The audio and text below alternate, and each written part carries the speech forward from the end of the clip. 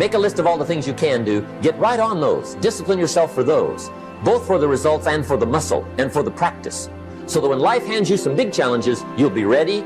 But see, if you don't handle the small ones, you can't take care of the big ones. Here's the steps. Number one, find out how things work. The first key to doing better is find out. To change your life, really, you need ideas. There isn't anything an idea can't change. And Schoff taught me the major problem is lack of an idea, not a problem. At first, I didn't have any money. I said to Mr. Schoff, I don't have any money. He said, that's not a problem. Now, see, up until then, I always thought it was. I was confused. He said, no, the problem is lack of an idea on how to create money and wealth. It isn't lack of money, it's lack of ideas. So if you get the ideas, see, you can change anything. Now, to get ideas, you need a constant study of finding out. And they have to all be brought under the organizational structure of long-term collective vision. And in order to do that, you have to be disciplined. And any discipline, technically speaking, is an attempt to bring all those competing short-term impulses under a larger scale and more inclusive framework. You do that, and then, well, that's actually what gives you freedom. If you're going to mess around with very complicated and dangerous matters, you should really put your life together.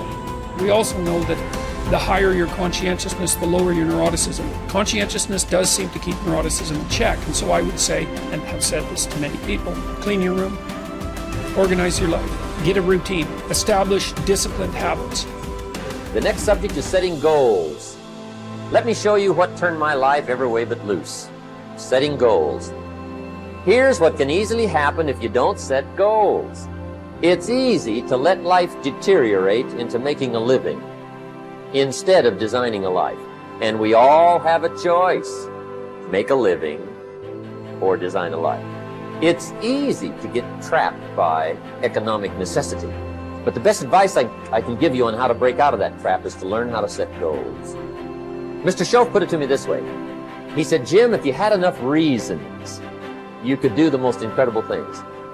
If you have enough reasons. Write down your why. What are you doing this for in life? Your why should be something so big that it changes the whole outlook on how things are with you and your purpose. Think about your passion. Think about your opportunities. And that's how you find your purpose. When that why meets up with your passion, your opportunity, your purpose, then you'll find out.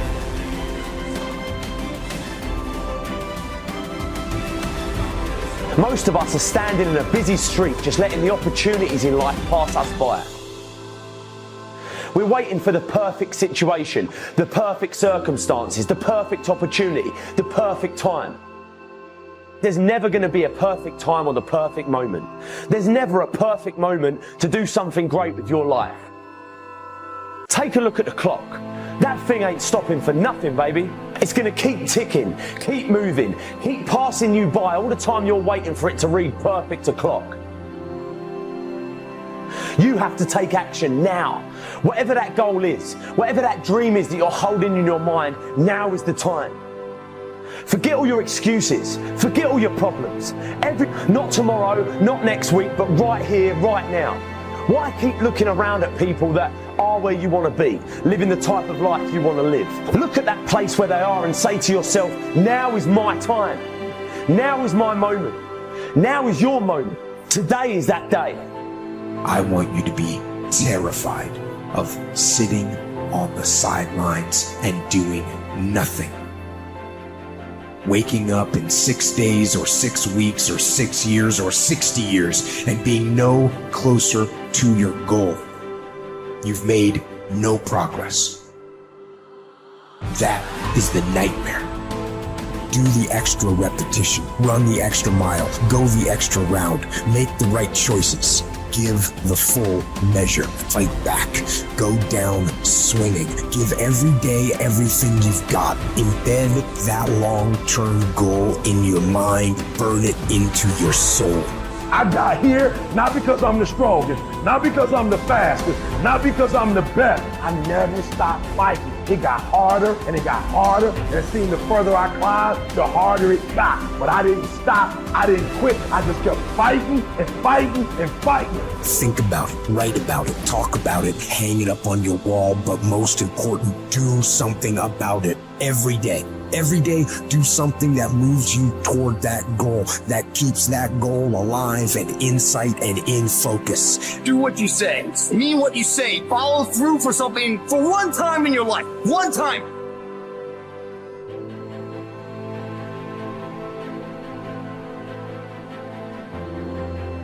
Most people can motivate themselves to do things simply by knowing that those things need to be done. But not me.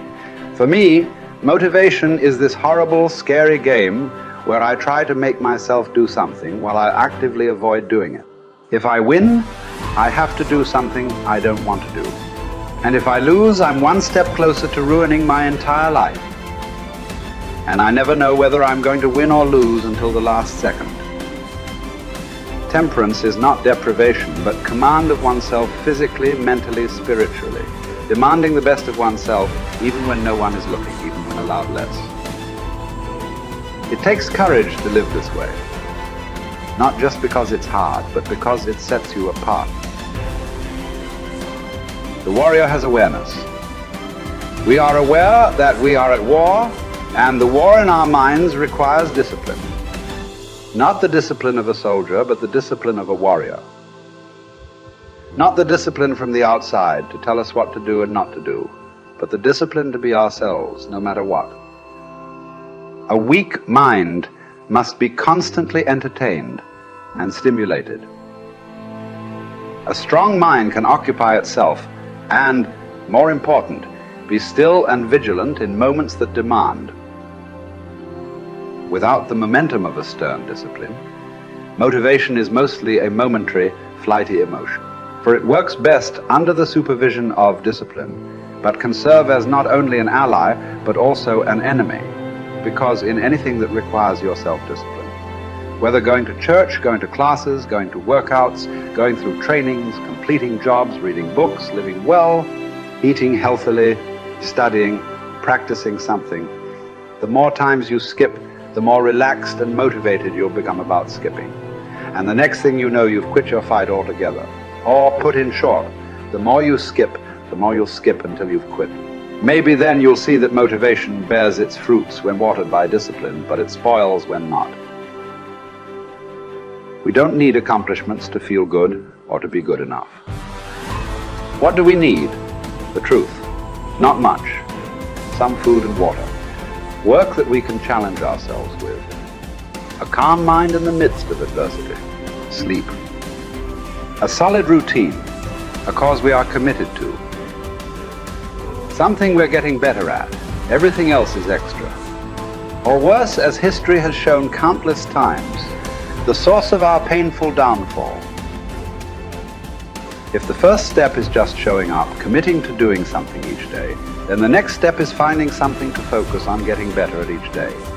And in this, where cumulative improvement meets compounding returns, we can harness one of the most powerful forces on earth. Think about it. Most people don't even show up. Of the people who do, most don't really push themselves. So to show up and be disciplined about daily improvement, you are the rarest of the rare. Life is filled with all sorts of difficulties and challenges. Work will not always go well. But working out is in our control. It is a contained space in which the only potential obstacle is our determination and commitment. Swim. Lift weights. Train in jiu-jitsu.